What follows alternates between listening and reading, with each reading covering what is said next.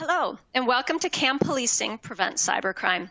If you are joining us live, our speakers in the Slido discussion area right now answering any questions. If you have any audio or video support issues, please click the technical support button below. I'd now like to turn it over to Craig Jones for the presentation. Hello, my name's Craig Jones. I'm the Director of Cybercrime at Interpol. A little bit about Interpol and myself, first of all, just to set a bit of a scene here. Interpol is a global, neutral, international, non-governmental organisation. We have 194 member countries, and our vision is to connect policing for a safer world. As part of that vision, we have a mission of preventing and fighting crime through enhanced cooperation and innovation on police and security matters. But what does that actually mean? What is Interpol? How do we work?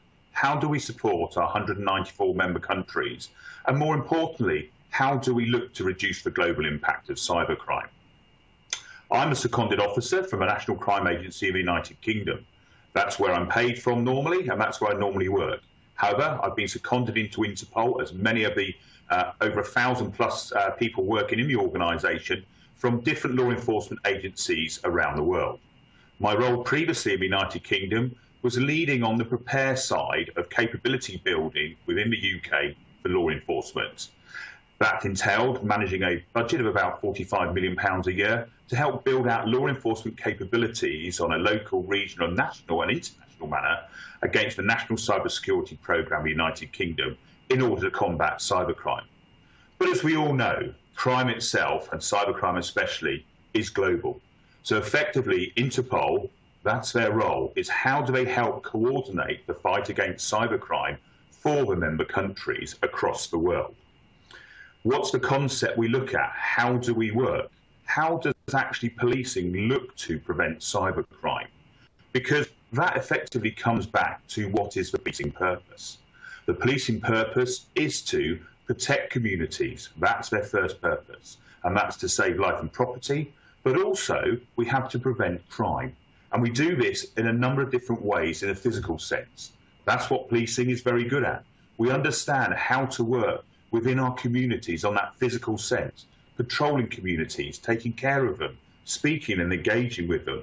But how does that move across now to that online world? What does that policing context look like? Well, we know crime has moved massively in the last 10, 20 years. It's moved online. In some cases now, over 50% of crime is online. We look at the average cost of a data breach or an attack on an organisation. It's reported in some cases to be $13 million a time. We'd also look at, how is this allowed? How does this happen?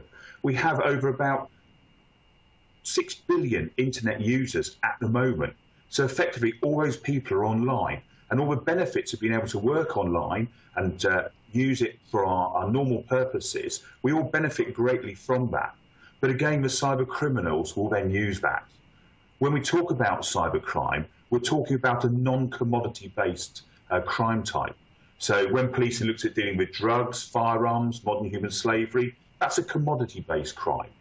Policing has good techniques to deal with that sort of crime. We understand the commodity. We understand how to break that cycle of crime.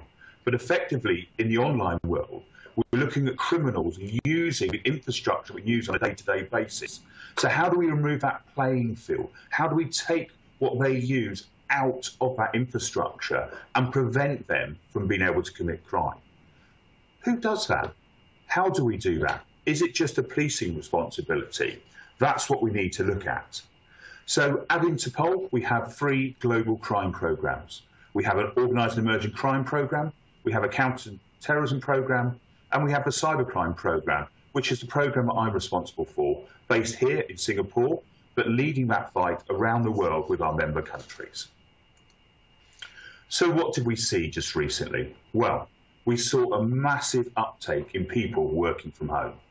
It was around the world. We all suddenly had to up sticks and start working from home. I've been working at home now since March. I'm still here now. And we all of a sudden had to set up that infrastructure in a home-based environment. And that had to be done quickly. A number of companies struggled to get that sort of infrastructure in place, and also the security around it as well, in order to protect the workforces at home. That was also coupled with this massive thirst for knowledge at the time around COVID-19. And what did the cyber criminals do? They exploited it. They looked at the panic and the fear that was going on, and they looked to repurpose the cyber tools that they were using to commit crime and repurpose it into that COVID environment. There was a huge thirst for information, as I said, from all of us. So we were all online looking at COVID situations. What's going on? What's the latest data? What's the latest information? And the criminals hooked into that as well. And effectively then they repurposed a lot of the tools they previously used and used those then to change the methodology that they're working in. We also had to look at, the key supply chain in all of this as well. How was it that healthcare products, and you saw the different scams online about, face masks available and people going online trying to buy face masks in bulk, etc., putting orders in, paying money over, and for those orders not to arrive. Those sort of scams that the criminals set up. But also, more importantly, we had to look at the threats and the surfacing of the new vulnerabilities targeting people working from home. So, what are the roles and responsibility for creating that safer world? Who does it? What role do we all have in there? That ecosystem of cybersecurity. How do we protect that critical national infrastructure? How do we protect the different industries? How do we protect the small, medium enterprises, the communities and the individuals who are online? We have to look at this and we have to discuss this. We all have to understand our different roles that we have to play. But more importantly, within that ecosystem, we all have, a very, very important role that is much like the internet. It's interconnected. And without one piece fulfilling its role, the others are not able to as well. So from policing, it's a different world for us now. We very much, as I said earlier, used to working in that physical sense, working in the communities, talking to people in the communities, patrolling in the communities. And that's what police does. It works within the communities. In that online sense, the presence of policing in the online world, whilst it's there, it's not like us walking down the street every day or us having those interactions. So we're having to look at different ways that we can work, different ways that we can go into the community. We can understand what's happening. But again, looking at expertise as well. Most of us joined policing, as I did many years ago. My first day on the beat was spent putting a hat on, walking down the street, and spending many hours talking to people, finding out what was going on in that local community. We've now moved into this online space, and this is what we're looking at now. How do we work in that online space, and how do we work effectively with our partners? So what's that global ecosystem like? Many of you here today are from private sector. You're either working in cybersecurity, you're working in companies that provide those systems, you provide those tools that allow us to get online, to live online effectively, to use the tools throughout, and then work and play online. We also look with different partners as well. So we look at different international organisations. What are the different international organisations' roles? We work closely with the United Nations as well, looking at the issues around cybersecurity and cybercrime as well. But we in policing are focused on the cybercrime aspect of this. What do those cyber criminals look like? How do we develop those important partnerships with different organisations, both internationally, regionally and locally? We look at non-government organisations as well and civil society. We look at people around the world. How can we interact with them? How can we, look at how we can prevent cybercrime? How do they do that? How can we learn from them? But one of our main partners in all of this is private industry. And we've looked to develop a public-private partnership for 3 to 4 years now. And that's developing key partnerships with those industry sectors that are either looking at the cybercrime threats, they're looking on a sector-specific basis, or they're looking across the whole ecosystem. We have a special project called Project Gateway, and that allows us to receive data and information from these private partners. We have to look at as well about our rules of processing data. Many of you heard about GDPR in Europe. There's a specific way now that we are governed in different international context, in national context and regional context about the way we receive and process and handle data. Interpol's no different. We have our own rules of processing data, which are specially monitored by an independent part of the organisation. They look to see what data sets we bring in. How long do we retain those data sets for? How relevant are they as well? And what are we using them for? Because effectively what we are using them for is to fight crime with our member countries. So we have 13 public-private partners that work very closely with us. We have some working directly with us in our Cyber Fusion Centre here in Singapore, which I'll go into a few more details a little bit later. But how do we actually share that data? What do we do with that data? How do we add value to it as well in the policing context? Another important partner is the national certs, and those are the government bodies that look after mainly critical national infrastructure.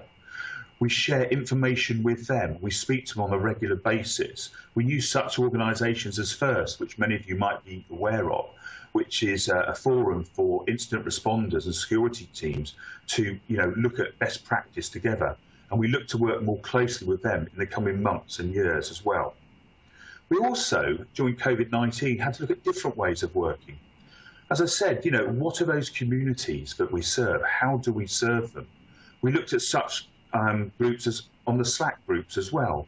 A number of different Slack groups came together during the COVID-19 situation, and they brought together lots of different people from the cybersecurity world, all wanting to do roles that were looking to protect the community, that were looking to take down some of the infrastructure that the cyber criminals has repurposed. But the main driving factor for all of this is trust. We have to trust each other within this area.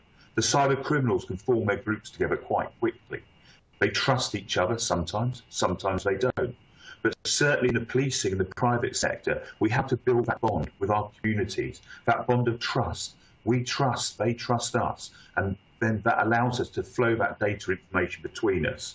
We have to look on this as a global approach as well. We can't just look on this in small local areas or regional. We have to do this on a global basis.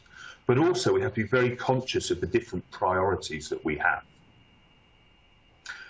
So, looking at the priorities then, and that was very important to us during our response to the global pandemic of COVID-19. We looked at the cyber threats. So how did we work first of all? Well, first of all, we had to understand the threat. What was going on? What was the threat? What was the risk? What was the harm? And then we had to put mitigation in against those risks. We had to look to see how we could reduce the harm that was being caused to the communities by cyber criminals during the COVID-19 side.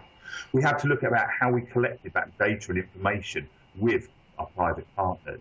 We then had to store that, process it, evaluate it, analyse it, and then disseminate that out to our member countries. Because there's no point having all this data and not doing something with it. We then had to look at the different activities we could undertake with our member countries and how could we support them in either operations or awareness campaigns in order to protect their communities within the countries. And we did this in a number of different ways. And I'll talk about our global awareness campaign of Wash Your Cyber Hands in a while. We also looked at our capabilities. So what are the capabilities that we currently have, but also what are the capabilities that we're building here at Interpol at this moment? How could we advance those, bring those online quicker in order to get those capabilities out, in order to support the member countries? So what are the different areas that we looked at? Well, we looked at the diminished domains. We saw there was a massive increase in there where domains that have been created with the word COVID or Corona. And obviously a lot of these were, perfectly normal. But what the cyber criminals were doing, they were spotting an opportunity. So they looked at creating those with malicious attempts. And we looked at approximately 40,000 high-risk, newly registered domains. But we did that with different areas as well. We looked at the Slack groups that set up. We worked closely with these new groups that form, these online platforms, these groups, which formed almost overnight effectively, but then morphed into this community that were looking at ways that they could protect everybody that was online. It was different companies, different organisations, different individuals coming together. And we joined these Slack groups. We took part in those. And we're really grateful they're still up and running now, and we're still part of that community. We also looked at the malware that was being put together and that ransomware attacks that were going on. Some of these were targeted specifically at hospitals. And we worked very close with our private partners in order to mitigate some of those attacks on specific hospitals where their systems were locked down. They couldn't access that data and information. They weren't able to pull in that information that they need in order to treat their patients. We also looked at the online scams and phishing, because again, as we said, there was that thirst for knowledge and people going online. You know, do we always know what links we click on when we're online? I've got, you know, 2 younger sons. They're just keen for the information. They just go onto different sites. They click on different sites, as many of us do. How protected are they when they're on there? As we know, the criminals repurpose these. They look for the vulnerabilities there. They look in order to, you know, download malicious code or steal user credentials and passwords, and then use those back to commit crime or sell those details on. They also created a fraudulent website using COVID-19 to lure victims into providing personal details or sensitive information. And then, of course, we looked at the key threat related to the remote workforces, where, you know, a huge amount of us suddenly went online overnight. There was a massive uptake on, you know, the use of infrastructure, VPNs, for example. You know, companies had to pull together really, you know, packages very quickly to allow people to work remotely at home. We looked at, you know, potential vulnerabilities on VPNs. We also looked at teleconferencing tools, which we're on now. What are the vulnerabilities in those as well? So some of the things that we did then during that time was our global malicious domain task force. And we focused on the identification and takedown of malicious domains related to COVID-19. The task force identified and analysed about 200,000 malicious domains, and we're still working through those with private partners, with our member countries, looking to take those down. I also said about Interpol being connected uniquely to their 194 member countries, and probably some of you heard of Interpol Red Notices, which are those arrest notices that we hear about. Well, we also have Purple Notices, where we put the MO details out about different crime types.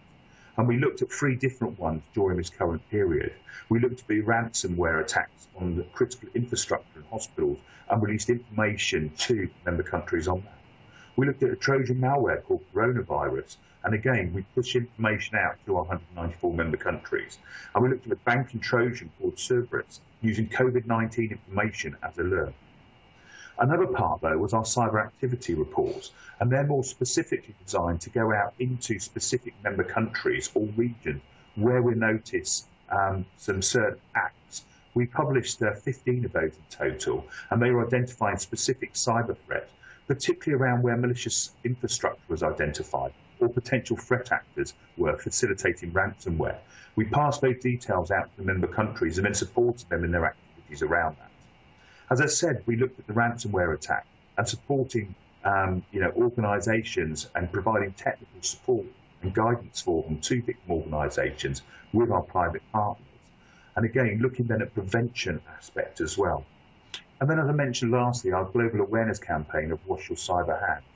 We ran that over a 4-week period, and that had 42 member countries, 23 private partners, and we ran that campaign looking at the cyber threats. We looked at a number of different areas in that. We looked at the sort of the general threat, we looked at the working from home, we looked at the ransomware, and then we looked more importantly at the end about what people can do to protect themselves. It reached over more than 7.5 million users online, and with that was under the hashtag of Wash Your Cyber Hands.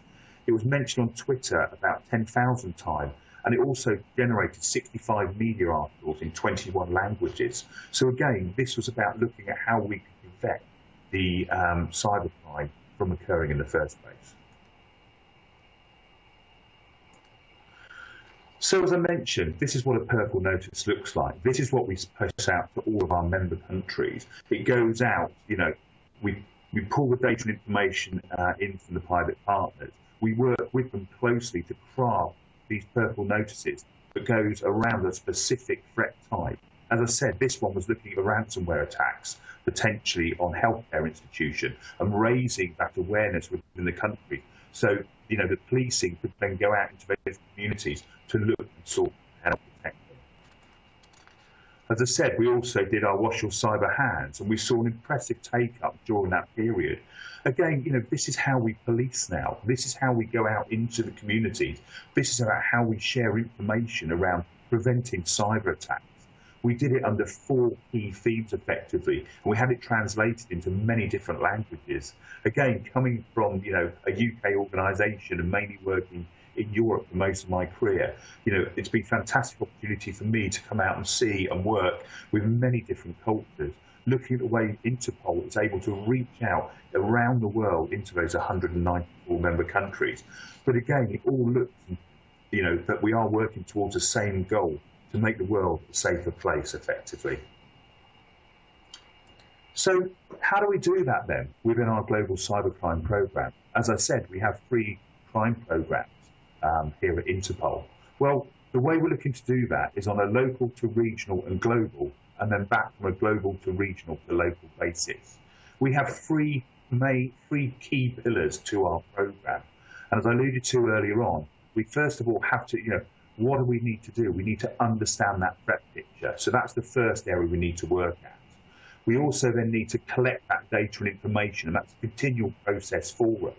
We store it, we evaluate it, we analyse it, we process it again, we add value to it, and then we disseminate it out to our member countries. And for many policing colleagues, that is our normal intelligence cycle. And again, that's a business methodology that a number of you use as well. We then look about this operational side that we work on. So how do we support our member countries in their investigations, in their operational activity? How do we support that? We're a non-executive body, so we don't have arrest powers now. We have to work with our member countries and provide the data and information for them in order for them to take action on effectively. And as I said, the last one is that capability building. So what does that model look like? Well, I have a little diagram here now. We have it under the 3 main pillars. We have the cybercrime threat response, and that area deals with the data and information, bringing that in, analysing that, using that data and information effectively. We then have our cybercrime operations response, cybercrime operations, and what they do is work closely with the cybercrime threat response to identify those opportunities and those operations which we can then work with within the region and member countries. A good example of this is in the ASEAN region, where we have a special project, ASEAN Cybercrime Operations Desk, and that's 10 member countries where we work closely with them, coordinating activities and actions around taking positive and proactive action within that region. And that can either be identifying a vulnerability, and we're looking to reduce that vulnerability. One recently that we had was there was a vulnerability in some commercial routers.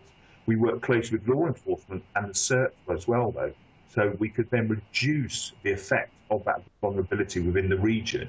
We identified over 20,000 routers just in that region, and we worked to each country to reduce the vulnerability in those routers as well. So that was law enforcement and the CERT working closely together.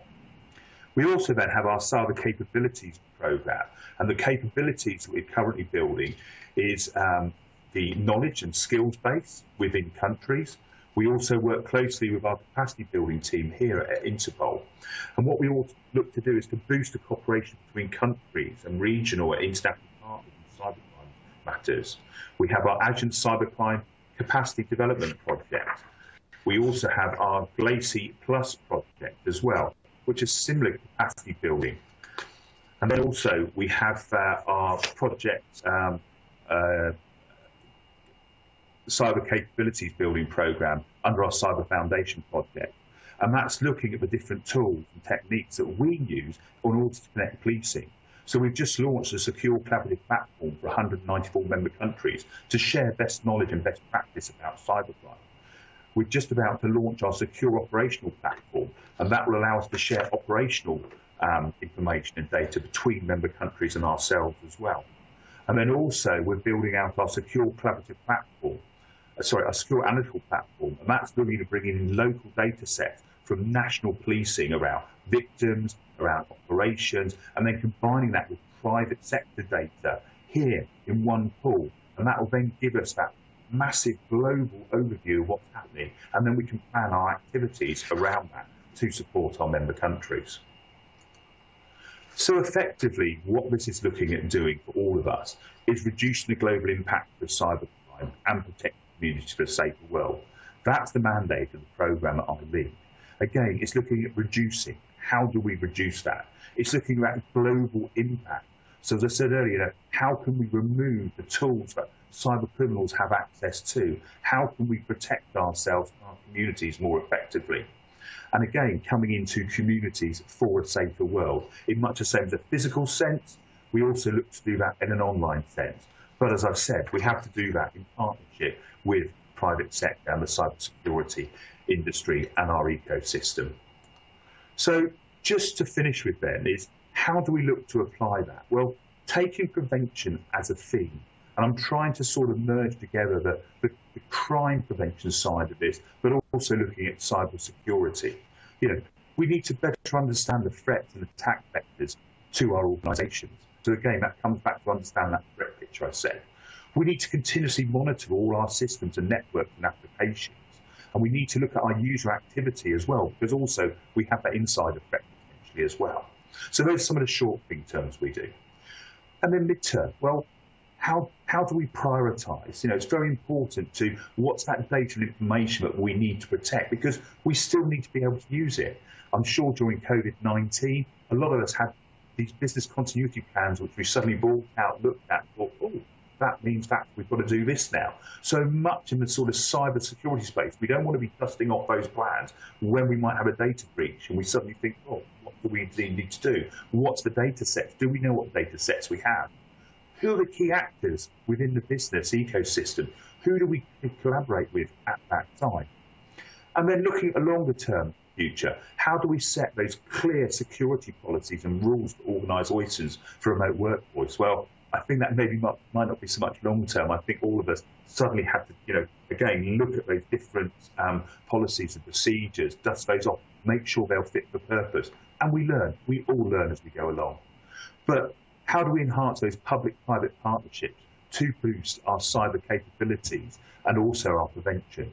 And again, coming back to our cyber awareness campaign that we did, we have to raise that awareness to promote good cyber hygiene, also take that into the prevention angle as well. So I'd like to thank you all very much for your time today. I'll be taking questions, and I'm sure there'll be some questions coming through when I look across at the moment on the chat side of things. So thank you very much indeed.